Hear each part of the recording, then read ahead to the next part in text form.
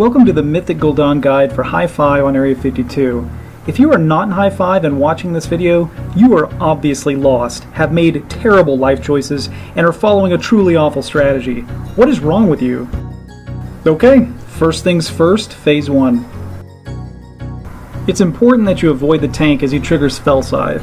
If you get within 2 yards of the main tank at any time, you will kill yourself, the tank, all firstborn children in Egypt, and set fire to Mr. Rogers' neighborhood. Avoid the tank throughout the fight.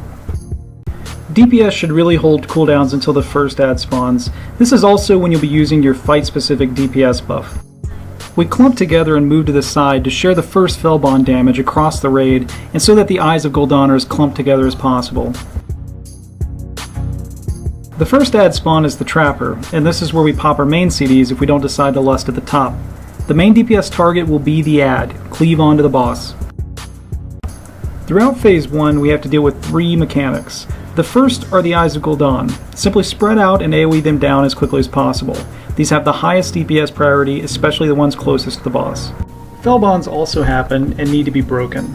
We won't have too many of these, and people generally use the Healer CD to negate all of them in one go.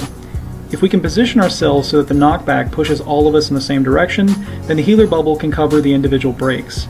Immunities are also fine if you're all alone. The third mechanic we have to deal with is Liquid Hellfire, which supposedly only targets ranged DPS and not healers. Tanks move the bosses away from the ranged DPS as necessary to minimize damage to melee from the distance-based mechanic. We'll get 3 Liquid Hellfires in a row. So if possible, try to move in a line like you see here to minimize ranged movement and maximize our time on boss. After we get those 3 Liquid Hellfires, we'll get another set of eyes, so spread out. Then we quickly deal with another round of Fell Bonds. Bonds need to be broken before the next set of 3 Liquid Hellfires. After these 6 Liquid Hellfires, we should get eyes and bonds at the same time. Spread out, burn the ads, and quickly negate the bonds with healer bubble and immunities. Ranged and melee need to burn down the eyes quickly. At about this time the Fellord spawns. Just ignore him and push Guldan to 50%. Once the boss is phased, then we can focus the Fellord until he's dead. Congratulations! You have finally hit Phase 2. Phase 2 has a lot of familiar mechanics. First, move Flames of Sargeras to the side of the room. Try to always leave a path for people to get to the other side of the room during Storm. Again, never stand on the main tank. For God's sake, stay away from him. You're going to trigger Fell Scythe. Souls still appear in the center of the room and must be soaked. Ideally, rogues will do this, but we're a terrible guild and now just have 1 rogue. And you still have storms that clear the flames, so get out of the storm, you big hairy Phoenix. So, let's talk about Soul Soaking. Soul Soaking is going to cause a lot of wipes, simply because there is so much damage. Most guilds use 2 rogues to soak while keeping Feint active the entire time. Monks are supposedly also good here, as is any class that can self-heal while damaging. One thing to keep in mind, if you end up soaking souls, be sure you spread 5 yards apart, or you will nuke each other down. As for positioning in the phase, the boss is tanked at X or Condom, or whatever we choose to use, and then moved between those markers during Storm. The off tank is probably going to have to help with soaking the main tank shadows, since we only have 1 rogue. This is an important job because as long as the shadow is active, the main tank can't be healed. As mentioned earlier, try to drop Flames of Sargeras along the edge of the room and try not to block paths to the other side. This is so we have a clear path during Storm. The tank is going to run the boss between the designated markers, so keep that path clear so you don't trigger Fell Scythe. Have I mentioned that before?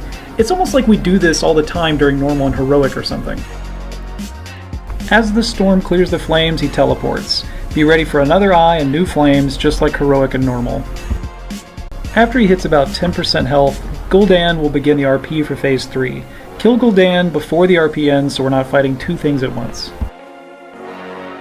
The demon within will summon Souls of Azzinoth. These souls have to be tanked and DPS down.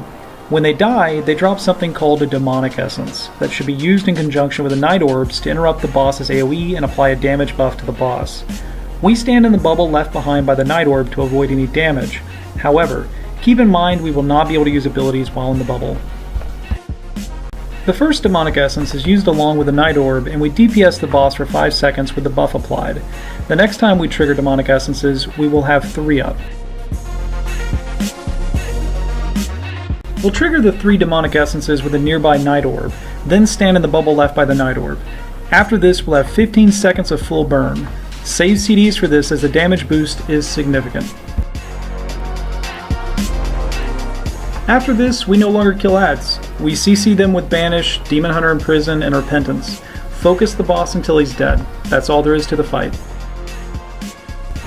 So, to wrap things up, avoid AoEs and handle Fell Bonds and Liquid Hellfires correctly, soak souls, soak tank shadows, and kill the eyes. In general, kill ads until the burn phase. Avoid the main tank at all costs, then collect loot. Well, thanks for watching. Stop killing each other with stupid, and be sure to tip your waitress. And by tip, I mean with the tip of your penis or vagina penis. #feminism.